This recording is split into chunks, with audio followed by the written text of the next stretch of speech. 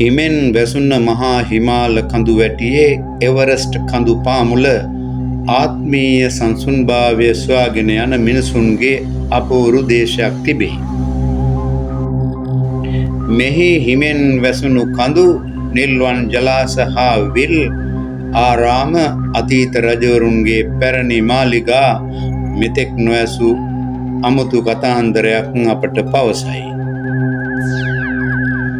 කඳු අතර අභිරහස් වලින් පිරී ඇති මෙම දේශය ලෝකයේ වඩාත්ම ආකර්ශනීය වූ හිමාල කන්දේ අපූරු නිම්නයක පිහිටා තිබේ. යක් නැමැති ගවයන් පිට නැගී යන සංචාරකයන් හිමෙන් වැසුණු ශුද්ධ වූ කෛලාශ කූටේ සහ හුදකලා ආරාමවල භාවනාවේ යෙදෙන ලාමාවරුන් අපට හමුවන මේ දේශය ටිබෙට් රාජ්‍යයි. ටිබෙට් සානුව ලෝ උසම සහ විශාලතම සානුවයි. එය චීනයේ නිර්තදිග කොටසේ පිහිටි කලාපයකි. ටිබෙට් සානුව ටිබෙට්වරුන්ගේ නිජ බිමයි. එය මුහුදු මට්ටමේ සිට අඩි 14,800ක් උසින් පිහිටා තිබේ. ඒ නිසා එය The Roof of the World හෙවත් ලෝකයේ වහලය ලෙස හඳුන්වයි.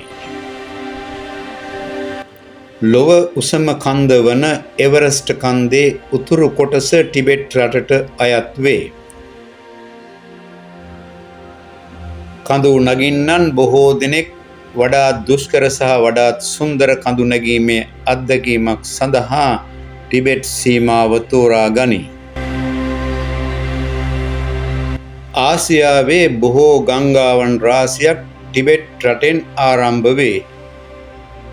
හින්දු, බ්‍රහ්මපුත්‍ර, යන්සී සහ මීකොං ගංගා මේ අතර වේ. මෙම ගංගා චීනය, ඉන්දියාව, පාකිස්තානය, බංග්ලාදේශය, මියන්මාරය, තායිලන්තය සහ කාම්බෝජය හරහා ගමන් කරන අතර එහි ජීවත් වන බිලියන 2කට අධික ජනතාවගේ ජල අවශ්‍යතා සපුරාලීමට සමත් වෙයි. බටහිර ටිබෙටයට මීටර් 6638ක් ඉහළින් පිහිටා ඇති කෛලාශ් නැමැති කන්ද ලෝකයාගේ වඩාත් ගෞරවයට පාත්‍ර වී ඇතත් තවමත් කිසිවෙකු විසින් තරණය නොකළ කන්දක් ලෙස සැලකේ. බෞද්ධ, හින්දු, ජෛන සහ බොන් ආගමිකයන් මෙය විශ්වයේ පූජනීය මධ්‍යස්ථානයක් ලෙස සැලකති. ඇතැම් අය විශ්වාස කරන්නේ එය විශ්වයේ භ්‍රමණය වන අක්ෂය බවයි. සෑම වසරකම දහස් ගණනක් වන්දනාකරුවන් මෙම කන්ද අවට කිලෝමීටර් 52ක පමණ වටරවුමක් තුළ ආගමික වතාවත් සිදු කරති. මෙසේ කිරීමෙන් සියලු පව් දුරු වී කුසල් ජනනය වන බව ඔවුන් විශ්වාස කරති.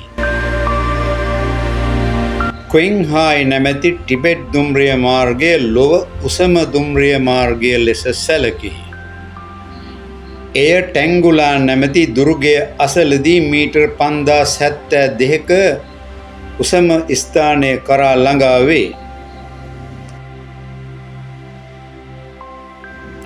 දශක කීපයක් පුරා ඉදිකිරීම් කරන ලද මෙය වර්ෂ 2006 දී නිමා කරන ලදී. මේ සඳහා ඇමරිකානු ඩොලර් බිලියන 4.2ක් වැය වී ඇතැයි සැලකේ.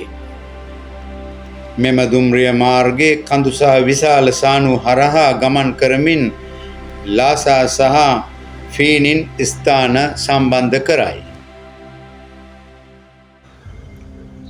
ලාසා යනු ටිබෙටේ අග නගරයයි.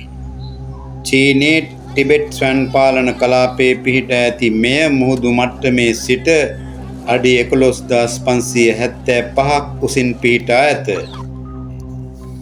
ලාසා නගරය ටිබෙටේ ඓතිහාසික, සංස්කෘතික හා අධ්‍යාත්මික මධ්‍යස්ථානය ලෙස සැලකේ. ලාසා නගරයේ තුල මුහුදු මට්ටමේ සිට මීටර් 3,700ක් උසින් පිහිටා ඇති පොතාලා නැමැති මාලිගය ටිබෙට් ගෘහ නිර්මාණ ශිල්පයේ සහ ආධ්‍යාත්මිකත්වයේ විශිෂ්ටතම නිර්මාණයක් ලෙස සැලකේ. 7 වන සියවසේ පමණ ඉදිකර ඇති මෙය දැලයි ලාමා වරුන්ගේ සීත කාලයේ වාසස්ථානය ලෙස භාවිතා කර තිබේ. මහල් 13කින් යුතු මෙම මාලිගයේ කාමර 1000කට වඩා ඇත. පුරාණ බිතු සිතුවම්, බෞද්ධ මූර්තීන්, පූජනීය ග්‍රන්ථ සහ අතීත දැලයි ලාමා වරුන්ගේ සෝන් මෙහි තිබේ. වර්ෂ 1994 දී යුනෙස්කෝ ලෝක උරුමයක් ලෙස නම් කරන ලද මෙය වර්තමානයේදී කෞතුකාගාරයක් බවට පත් කර තිබේ. අහස් භූමදානය හෙවත් ස්කයි බෙරියල් ලෙස හඳුන්වන්නේ ටිබෙට් රටේ අතිශය අසාමාන්‍ය අවමංගල උත්සවයකි. පුද්ගලයෙකු මියගිය පසු දේහය කැබලි කර කන්දක් මුදුනට ගෙන ගොස් රාජ අලීන් ඇතුළු පක්ෂීන්ට ආහාරය සඳහා පූජා කරති. අහස් භූමදානය තුළින් අනිත්‍ය සහ ත්‍යාගශීලීත්වය ප්‍රකාශ කෙරේ. ආත්මය නික්ම ගිය පසු ටිබෙට් බෞද්ධයන් ශරීරය හිස් භාජනයක් ලෙස සලකයි. ශරීරය වනජීවීන්ට පූජා කිරීම අනුකම්පාවේ සහ ත්‍යාගශීලීත්වයේ අවසාන ක්‍රියාව ලෙස සලකනු ලබන අතර මේ මගින් මියගිය තැනැත්තාට ජීවීන්ට පෝෂණය ලබා දීම සඳහා ඉඩක් සලස්වයි. මෙම චාරිත්‍රය මගින් අනිත්‍යතාවය සහ සියලු ජීවීන්ගේ අන්තර් සම්බන්ධතාවය පිළිබඳ බෞද්ධ ඉගැන්වීම් අවධාරණය කරයි. සියවස් ගණනාවක් පුරා ටිබෙට් ජාතිකයන් අතර මෙම චාරිත්‍රය පවතින අතර මරණයේදී පවා ඔවුන්ගේ ත්‍යාගශීලීත්වය මෙවින් ප්‍රදර්ශනය කරයි. යාක් නැමැති සත්වයා ටිබෙට් ජාතිකයින්ගේ ජීවිතයට ඉතා වැදගත් සත්වයෙකි. ඔවුන්ගෙන් කිරි, මස්, ලොම් ලබා ගන්නා අතර ප්‍රවාහන මාධ්‍යයක් ලෙසද භාවිතා කෙරේ. ඒ අනුව යාක් යනු ටිබෙට් වැසියන්ට අත්‍යවශ්‍ය වන සත්වයෙකි. ටිබෙට් වැසියන්ගේ ජීවිතය සම්පූර්ණයෙන්ම බුදු දහම මත ඇඩගැසී ඇත. මෙහි බුදු දහම මහායාන, වජිරයාන බුදු දහම මෙන්ම බොන් නැමැති ආගම්වල සම්මිශ්‍රණයක් ලෙස සැලකේ. දලයි ලාමාතුමා ටිබෙට් බෞද්ධයන්ගේ උත්තරීතර අධ්‍යාත්මික නායකයා වශයෙන් පිළිගැනේ.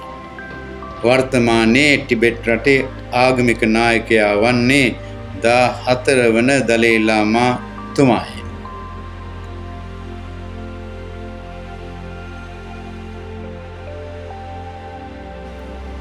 ඔබ මෙම චැනලය තවමත් සබ්ස්ක්‍රයිබ් කර නොමැති නම් සබ්ස්ක්‍රයිබ් කරන ලෙස මතක් කර සිටිමි.